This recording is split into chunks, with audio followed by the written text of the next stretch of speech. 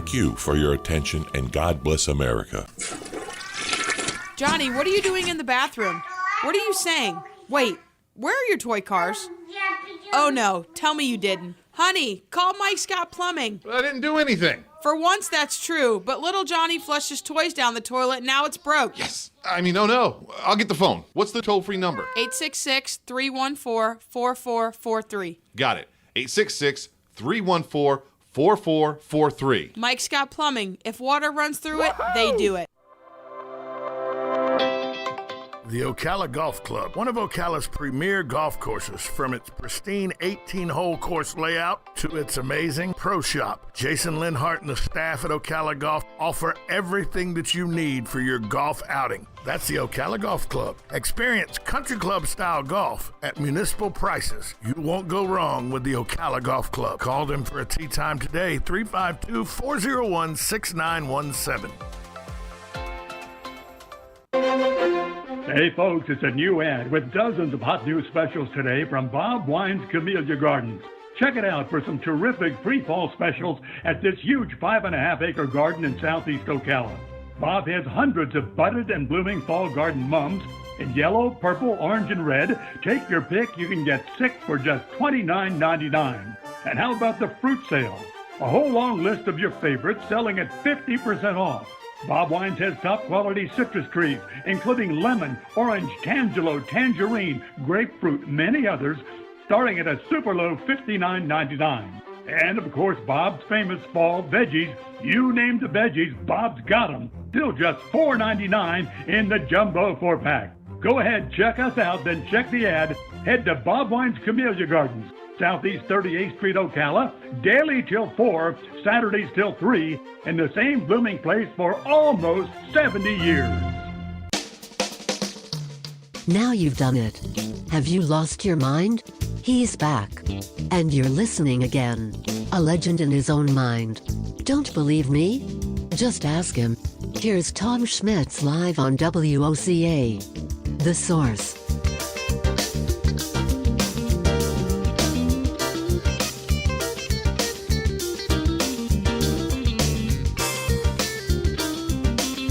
Welcome back to Ocala Talks on a Wednesday, hump day, the day after the election, September 22nd, 2021, in the year of our Lord.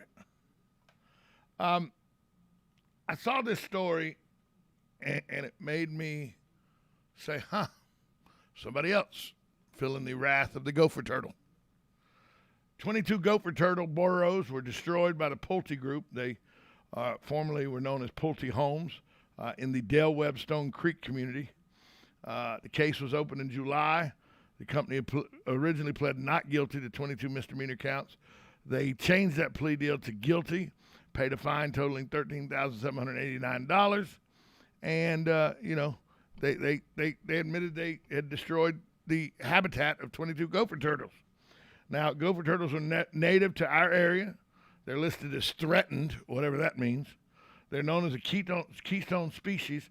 And the reason they're good for the ecosystem is their burrows, like 350 other species use the abandoned burrows after the turtles make them and leave them as their homes and stuff. So it's really, they're protected. And I'll tell you how I know they're protected. I had a friend of mine in the Hawthorne area, the Putnam County side of Hawthorne. I used to live out on Cowpen Lake there. He called me one day and said, where you at?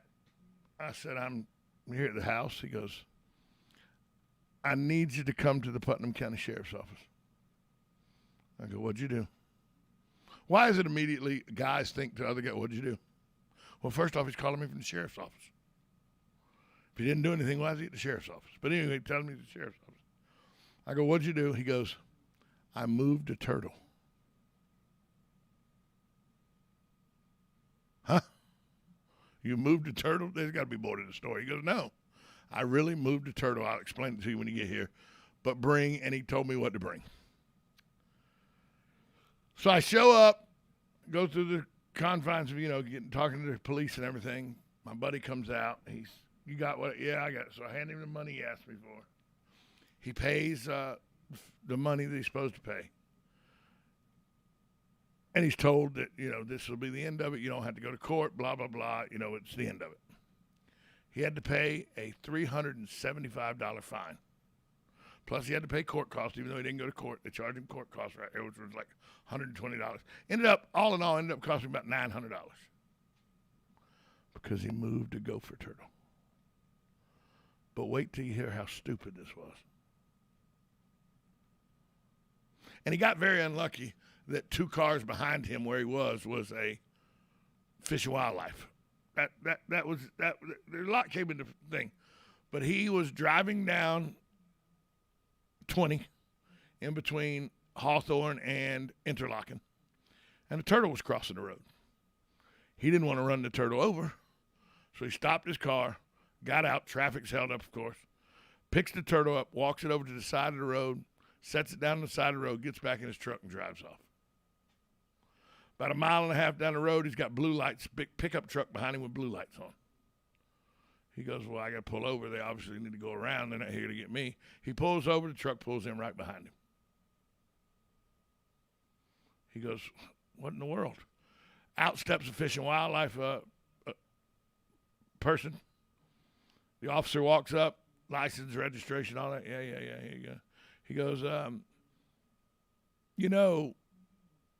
have you on dash cam breaking state law. He goes, what's state law? He goes, you moved a gopher turtle.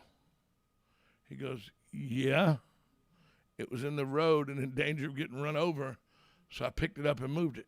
That's against state statute. That's a violation. I got to write you a ticket. Actually, it's a misdemeanor fine. I got to take you to jail.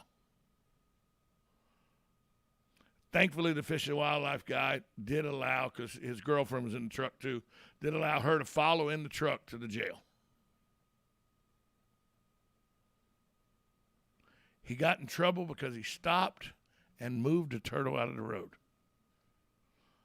So I asked a buddy of mine who was a Fish and Wildlife officer, because that Fish and Wildlife officer wasn't there. 2 days later, I'm playing golf with a buddy of mine that's a Fish and Wildlife officer, and I tell him the story. He goes, yep, sounds about right. I go, what do you mean? He goes, they're protected. You can't touch them. I go, but he didn't run it over. He goes, he should have. If he runs it over, it's no big deal. It's just part of the circle of life. Turtle was in the road, it got run over. As soon as he got out and put his hands on the turtle, he violated state law, and he had to get cited.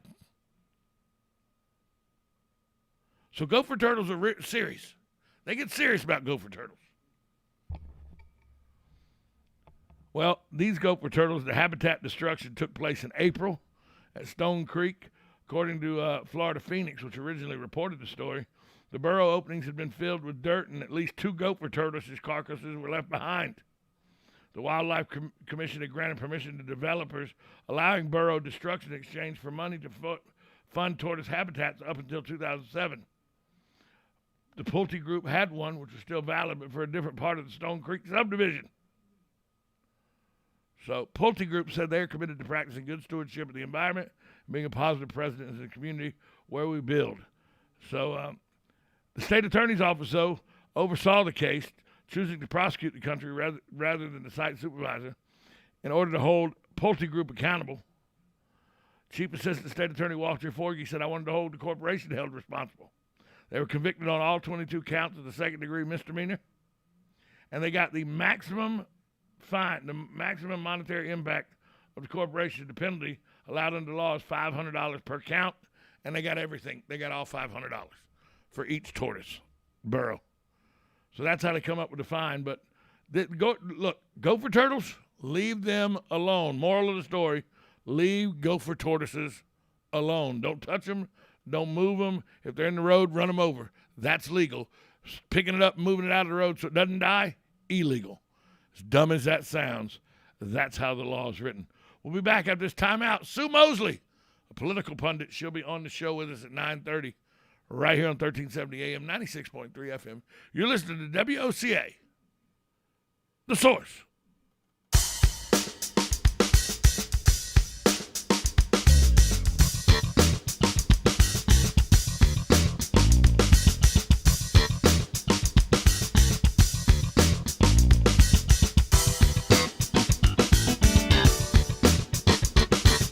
Broadcasting from the Ocala International Airport, this is WOCA AM, W242CA FM, Ocala, 1370 AM, 96.3 FM, The Source.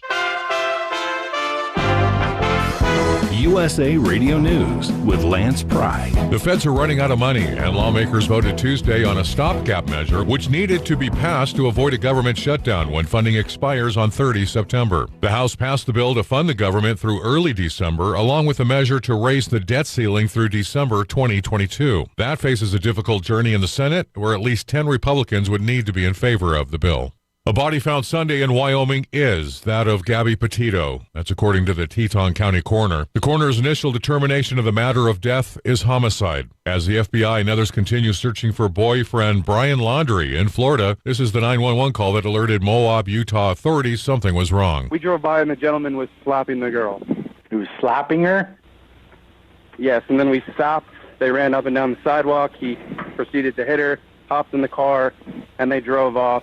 USA.